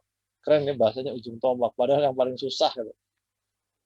Kalau saya bilang bukan ujung tombak, kayak saya dulu waktu kerja, ini sih bukan ujung tombak, ini namanya pedal, itu pedal ya, pedal gas, pedal rem itu. Mau jalan diinjak, mau berhenti diinjak. Yang manajernya itulah yang di atas dia yang duduk di kursi kan, dia yang injak gitu. Tapi ya nggak ada masalah ya, perannya dia memang duduk di kursi yang empuk itu, nginjek pedal, dan pedal itu harus berfungsi. Kalau nggak berfungsi kecelakaan atau nggak bisa jalan. Kira-kira dia itulah kalian akan menjadi ujung tombak, atau bahasa saya pedal. Pedal gas buat jalan, pedal rem buat berhenti. Gitu. Tapi kalau nggak ada pedal juga, manajer bisa jalan, nggak bisa lah. Dia duduk aja gitu, di gas nggak mau jalan, memang mobilnya jalan. Di rem nggak bisa berhenti, emang dia berani jalan, itu kan enggak ya. Tapi itu bahasa mereka ujung tombak. Kalau bahasa kita, bahasa saya sih pedal. Nah, kalau yang kalian bayangkan, kalau kalian masuk ke dunia kerja jadi staf pelaksana di level yang bawah, sama seperti saya dulu juga seperti itu. Kira-kira yang menentukan arah organisasi, bagaimana pekerjaan dilakukan, itu kalian atau pimpinan? Kira-kira dulu. Pimpinan, Pak. Pimpinan ya. Nah, sekarang kalian bayangkan begini. Kalau pimpinan bilang kayak gini, tolong kerjaan ini kamu lakukan begini ya. Dia cetak begini. Lisan ya, dia bilang, tolong kamu lakukan pekerjaan ini begini. Lalu kalian lakukan pekerjaan itu. Kemudian di akhir waktu, di akhir periode, kalian ditanya, mana pekerjaan yang kamu lakukan? Ini Pak. Lalu dia jawab, loh kok begini? Kan saya bilangnya begini. Gitu ya. Jadi kalian dikomplain, kerjaan kalian dikomplain. Saya kan bilangnya begini. Terus kalian jawab, enggak Pak, saya dengarnya begini. Gitu ya. Nggak nyambung ya. Saya bilangnya begini, kalian bilang saya dengarnya begini. Terus gimana caranya? Mau selesai. Akhirnya, kira-kira siapa yang menang, siapa yang kalah? Hah? Menang pimpinan. Pimpinan. Yang kalah siapa? Yang kalah pedalnya. Yang kalah pedalnya. Mau ngelawan gimana? Nah, itulah yang akan terjadi. Maka, saya mau cerita. Dokumentasi ini diperlukan untuk menghindari yang seperti itu. Pimpinan, manajer, perlu menuangkan apa yang ada dalam kepalanya, apa yang dia inginkan, agar bisa dipahami oleh pegawainya, karyawannya. Dan itulah pentingnya dokumentasi. Ini loh, Anda harus melakukan seperti ini. Itu terdokumentasi, menjelaskan dengan jelas. Maka dokumentasi itu harus jelas. Jelas apanya? Jelas menceritakan apa yang diinginkan oleh pimpinan, oleh manajer. Ini loh yang harus Anda lakukan. Kira-kira gitu ya. Jadi, manajer itu perlu ada dokumentasi untuk bisa menggambarkan apa yang ada dalam kepalanya dalam bentuk yang lebih mudah untuk dipahami. Gitu. Pegawai, pelaksana, operator, karyawan, dia perlu dokumentasi untuk bisa mengetahui pimpinan saya ini maunya ternyata begini dengan lebih mudah dipahami dibandingkan dengan tadi dengan lisan. Gitu. Maka kita tahu sekarang dokumentasi itu diperlukan oleh beberapa pihak. Pihak yang pertama adalah manajer pimpinan. Pihak yang kedua adalah karyawan.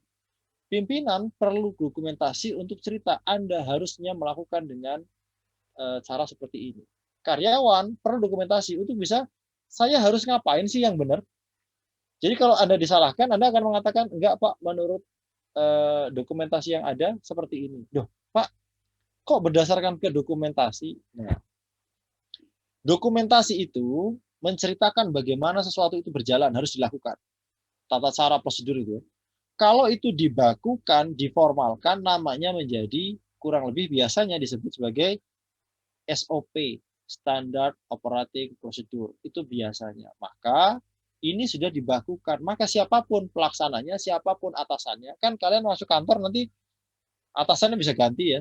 Dia pindah atau dia naik jabatan. Karyawan juga sama, karyawannya pindah, karena ganti pekerjaan, mutasi gitu ya, geser gitu. Maka siapapun yang ada di sana, maka pekerjaannya sama, pekerjaannya sama. Dan kemarin kita bicara tentang keputusan terstruktur gitu ya. Ini adalah bentuk dari panduan untuk keputusan terstruktur. Maka dibuat SOP. Nah, kalau kita bicara sistem itu terstruktur, gitu, logik terstruktur.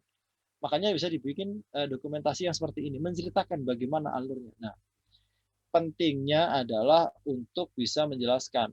Ini loh yang harus Anda lakukan dari manajer ya, kemudian dari karyawan, ini ternyata yang harus saya lakukan. Sama-sama klop, sama-sama tahu. Kemudian hari akan mengacu pada dokumen yang sama. Kira-kira gitu. Kalau sudah diformalkan jadi SOP. Sehingga ketika Anda disalahkan, Anda akan bisa mengacu kepada dokumen yang sama seperti dokumen yang digunakan oleh atasan Anda. Anda akan bisa lihat, benar nggak Anda salah? Dari SOP tadi. Dari dokumentasi yang sudah diformalkan, dibakukan. Nah, ada nggak pihak lain yang perlu dengan dokumentasi tadi? Ada nggak kira-kira? Selain atasan dan bawahan, ada nggak? Kira-kira ada nggak?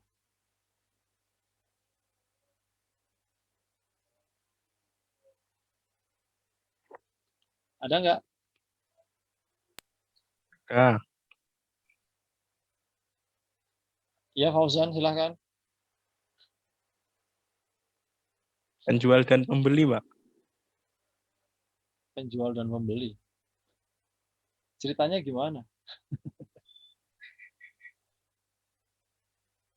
Bapak nanya apa Ceritanya tadi? Hah? Tadi pertanyaannya apa, Pak? Loh, pertanyaannya kamu nggak tahu kok kamu bisa jawab. Gimana ceritanya? Saya dengernya itu, Pak. Yang selain atasan sama bawahan. Nah kan, dia dengernya atasan bawahan. Gitu. Kalau bawahan nggak pakai atasan masih bisa ya, masih oke ya. Kalau atasan nggak pakai bawahan, ntar dikatain orang gila. Gitu. Jadi lebih penting bawahan. Nggak nyambung kan?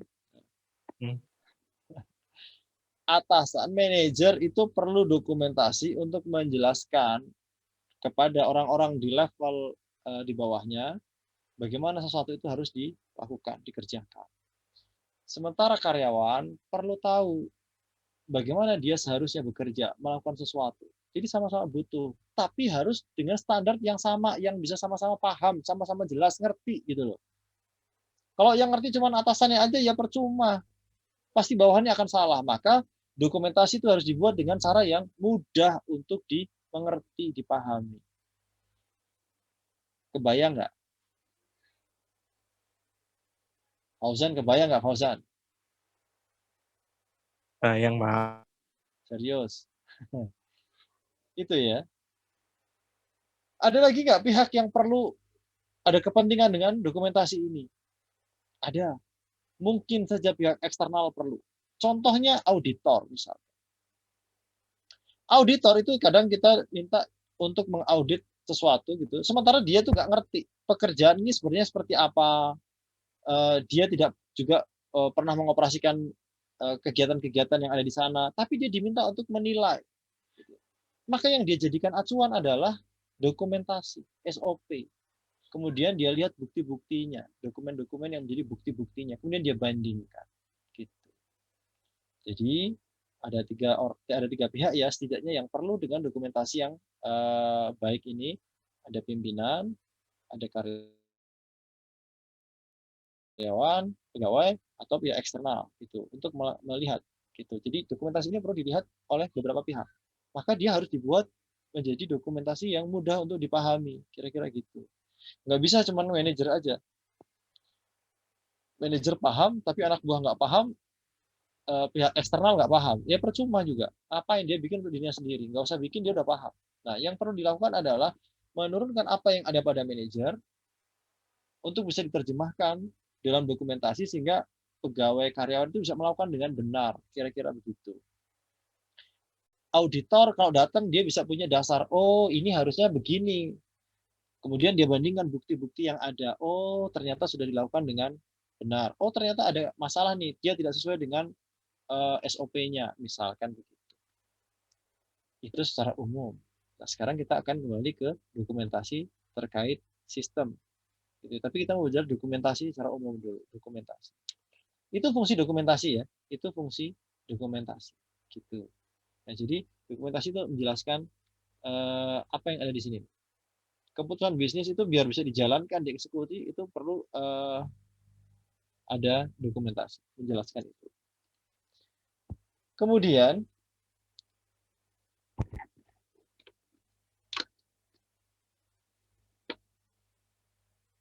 sebentar.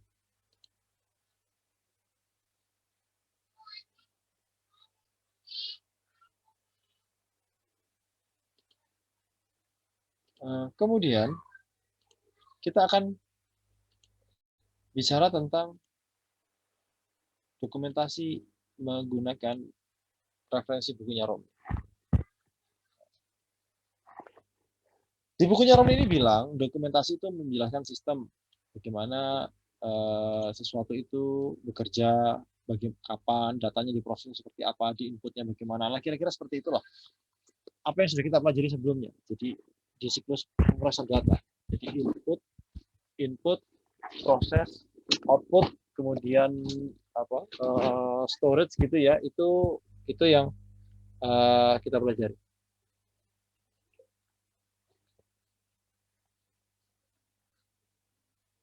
Jadi kira-kira kita mau menjelaskan dalam bentuk dokumentasi. Nah, dokumentasi kata Romney itu bisa berbentuk narasi, flowchart, diagram, dan bentuk lainnya yang bisa menjelaskan. Nah, kira-kira gitu. Ini ya, kelihatan ya.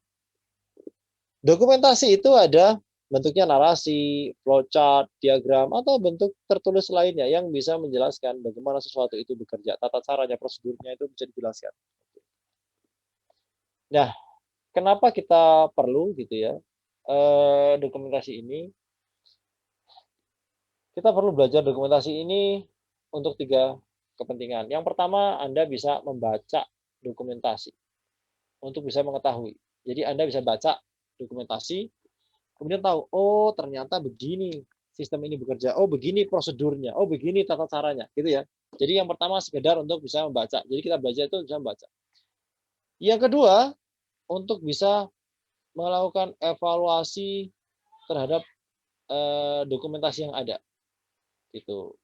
Tujuannya apa? Untuk mengidentifikasi internal control atas kekuatan dan kelemahan dari proses yang sedang dilakukan. Jadi dilihat, oh ini dokumentasinya seperti ini, berarti prosesnya itu begini. Lalu kita mengevaluasi, kalau begini, ada kelemahannya di mana, ada titik kekuatan dan kekurangannya di mana. Kita bisa melakukan evaluasi. Dan yang ketiga, untuk menyusun dokumentasi itu sendiri. Jadi kita yang bikin dokumentasi. Kira-kira begitu.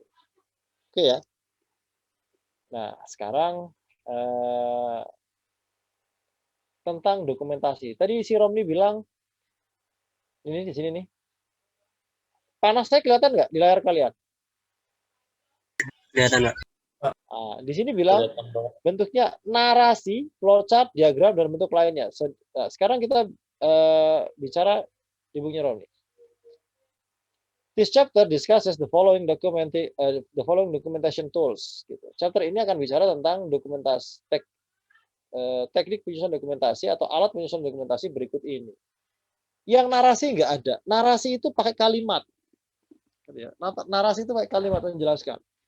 Si A datang ke loket, kemudian menyerahkan KTP dan sejumlah uang, kemudian, nah kira-kira narasi kayak gitu. Itu narasi itu, naratif. Kita akan belajar dokumentasi dengan bentuk yang lain.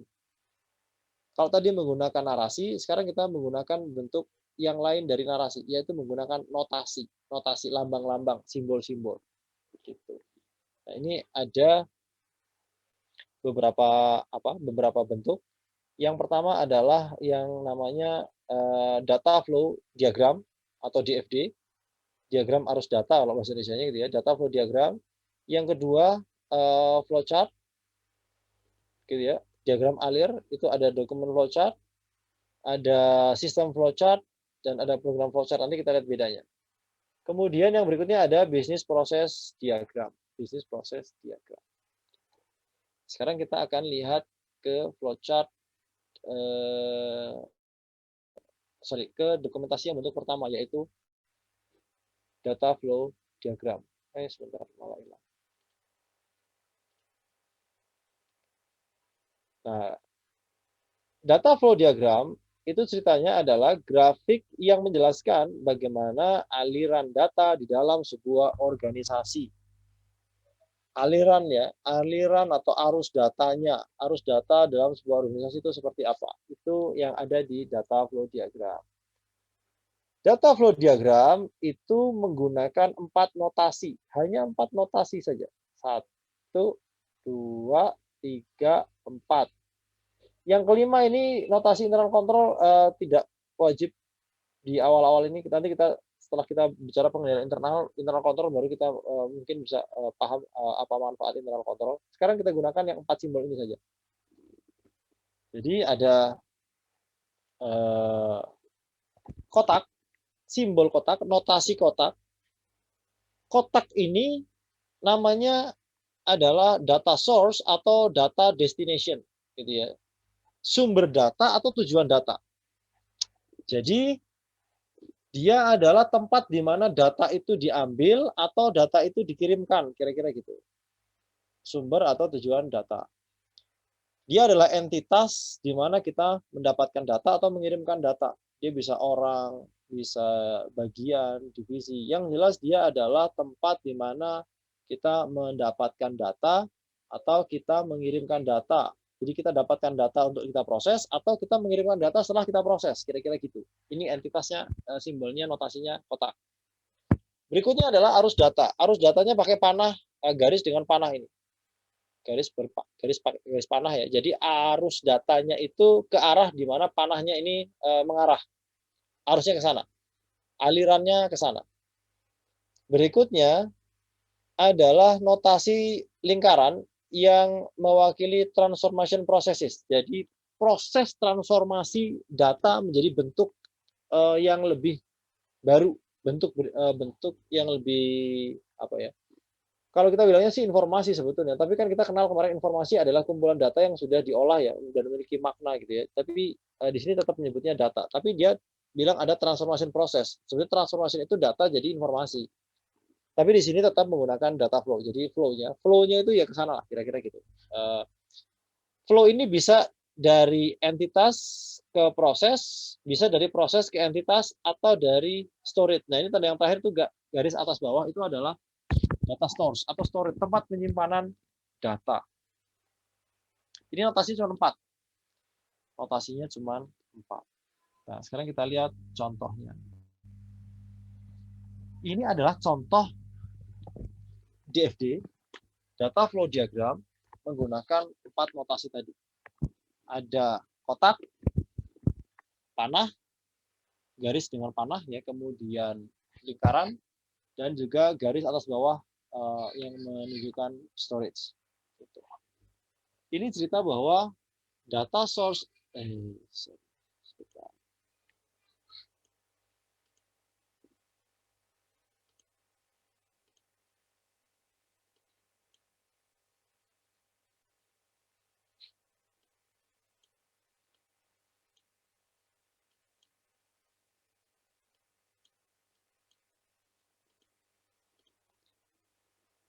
ini cerita bahwa data source A itu mengirim data ke proses C. Kira-kira gitu ya. Kemudian oleh proses C itu datanya diolah, kita nggak tahu nih, ini masih dummy namanya. Cuma bilang source A, data flow B, proses C, masih dummy. Belum apa namanya? Belum menceritakan nama yang sesungguhnya, jadi masih dummy ya. Dikirim ke proses C, oleh proses C datanya dikirim lagi ke entitas J, juga ke proses F ini ya.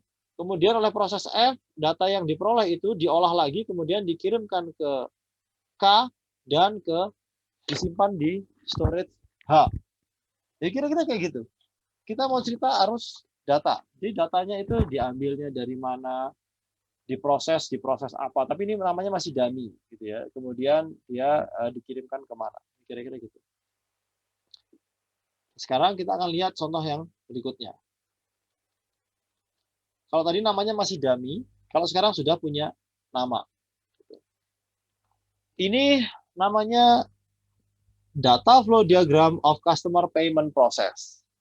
Dari sini kita tahu bahwa DFD ini menceritakan arus data untuk pembayaran dari customer, kira-kira atas pembelian kredit. Jadi ada penjualan kredit, customer beli dengan kredit, ini ya, penjualan kredit, kemudian customernya bayar atas tagihan invoice yang kita kirimkan. Nah, digambarkan arus datanya seperti ini. Customer mengirimkan data pembayaran di proses payment. Gitu. Kemudian proses payment-nya itu mengolah datanya. Oke, data pembayarannya sudah diterima, kemudian dikirim. Oke, Bang, ini datanya nih. Sudah terjadi proses payment dan tolong diupdate akunnya. Lalu dia kirimkan juga karena prosesnya pembelian kredit, gitu ya.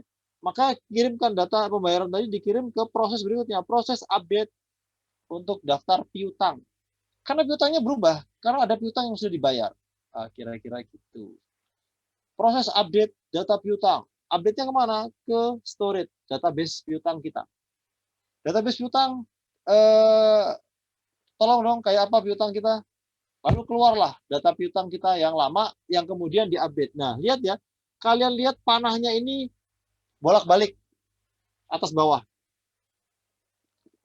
Itu tandanya dia melakukan dua aktivitas. Kalau tandanya itu dari storage itu cuman kayak gini, cuman satu panah ke bawah, itu berarti dia reading, dia ngambil data dari storage, dia ngebaca aja. Kalau tandanya itu panahnya ke atas, itu dia berarti creating data, dia nyimpen data baru. Kalau tandanya bolak-balik, itu berarti dia melakukan dua aktivitas, yaitu reading data sama updating data. Jadi ngupdate data lah.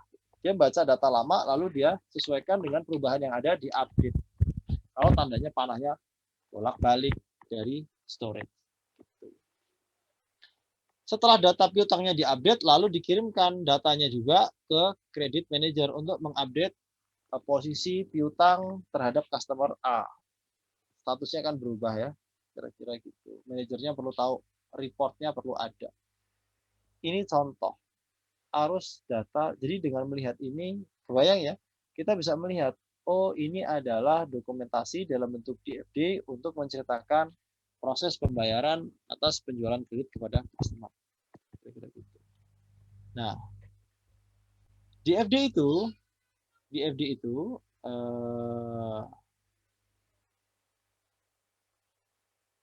bisa dibuat beberapa level.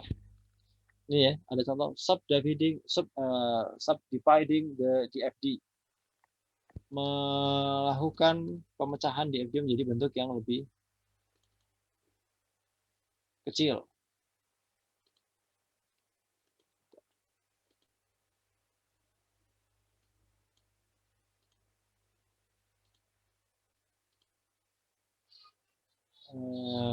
Sebentar.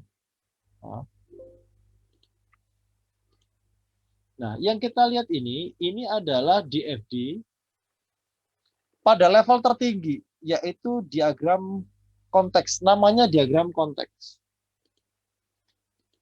Konteks diagram. Jadi untuk bikin DFD itu yang paling penting pertama adalah menentukan konteksnya. Konteksnya itu apa? Sehingga kita bisa lihat ini proses apa sih? Nah, sekarang dia bilang ini adalah proses payroll. Processing sistem pembayaran gaji. Oke, berarti yang mau diceritakan dengan DFD ini, dengan dokumentasi ini adalah proses pembayaran gaji. Nah, dari situ kita akan lihat untuk pembayaran gaji, dia yang terlibat apa saja, datanya apa. Jadi proses pembayaran gaji itu perlu data apa sih? Perlu data waktu jam kerja. Kemudian data waktu jam kerja itu diperoleh dari mana? Dari departemen teknis tempat orang-orang karyawan itu bekerja. Ya kan mau kita bayar gajinya ya.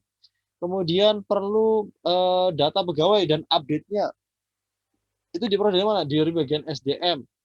Lalu ketika sudah diproses data-data tadi, 3 data ini diproses, hasilnya dikirim ke mana?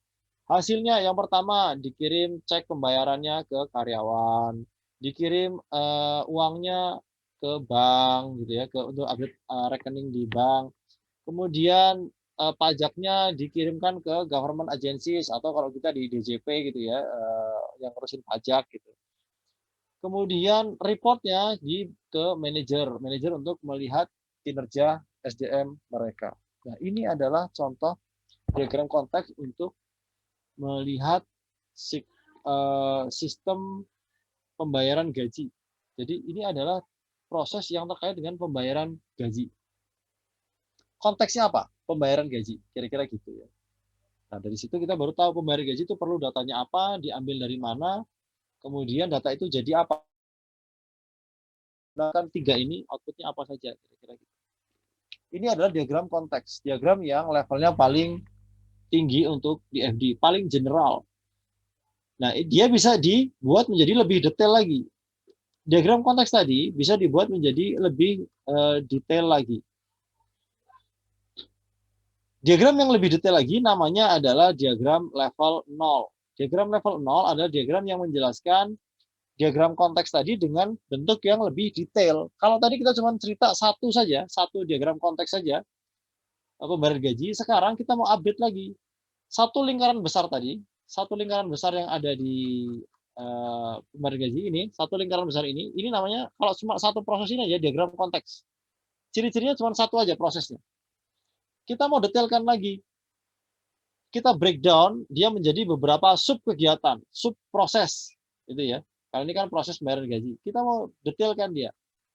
Jadi proses pembayaran gaji itu sebetulnya di dalamnya ada sub proses. Bukan cuma bayar gaji aja aktivitasnya atau prosesnya, tapi ada pertama melakukan update data pegawai. Kalau ada pegawai yang baru masuk, kita harus masukin data pegawai baru. Ada pegawai yang naik jabatan, naik tarif, gitu. Ada pegawai yang berhenti, kita keluarkan dari database. Jadi pertama harus melakukan update dulu, gitu, dari database pegawai. Ini dilakukan oleh bagian SDM, kira-kira gitu. Yang kedua, melakukan pembayaran kepada karyawannya. Karyawannya itu ya dia ngirim ceknya, update akun, ngirim uangnya, sama mendapatkan bukti-bukti dari departemen teknis, kira-kira gitu. Yang ketiga, menyiapkan laporannya. Yang keempat, bayar pajak. Yang kelima, ngupdate buku besar. Ini kira-kira kalau di breakdown pembayaran gaji itu aktivitasnya tuh disubkan lagi tuh, subprosesnya tuh ada 5 ini. Dia disebut level 0 karena dia notasi sudah berubah menjadi 1.0, 2.0 gitu ya. Ada tahapan-tahapan subproses yang harus dilakukan untuk membentuk sistem pembayaran gaji tadi. Di breakdown lagi. Berarti pembayaran gaji itu kalau kita breakdown, kita detailkan ada 5 subproses yang membentuk. Kira-kira itu. Tapi kita lihat, kalau di sini entitasnya ada Human Resources, Departemen ya, 1, 2, 3, 4, 5, 6. Kalau di sini ada 6 nih, di level 0. Di level konteks ada berapa? Di level konteks juga harusnya ada sama. 1, 2, 3, 4, 5, 6. Ternyata entitasnya nggak berubah. Yang berubah hanya kita lebih detail lagi melihat mereka itu terlibat di subproses yang mana sebetulnya. Mereka terkait di subproses yang mana. Di diagram level 0, di FD level 0 kita melihat lebih detail lagi. Nah, bisa nggak didetailkan lagi? Bisa, kalau memang masih ada aktivitas yang kita lakukan berikutnya. Jadi masih bisa disubkan lagi. Jadi kalau ini subproses dari proses yang besar di diagram konteks, itu kita masih bisa turunkan lagi menjadi proses yang lebih detail lagi. Kita ambil salah satunya. Kalau tadi ini level 0 karena tadi 1.0, 2.0, 3.0, 4.0 ya, belakangnya 0. Kita bisa turunkan lagi menjadi level 1. Level 1 ya, di FD level 1. Level 1 itu dia menjelaskan satu subproses yang ada di level 0. Kalau ini 2.1 berarti dia ngambilnya dari 2.0. Contoh, level 1 untuk proses 2.0 gitu. Dia ceritakan 2.0 itu apa? Pay employees, bayar karyawan. Maka 2.1-nya akan menceritakan bayar karyawan itu terdiri dari beberapa proses yang lebih kecil lagi. Di antaranya memproses penggajian gitu ya. Jadi ketika ada kartu jam kerja diproses, berapa tarifnya dia, itu diambil dari sini nih.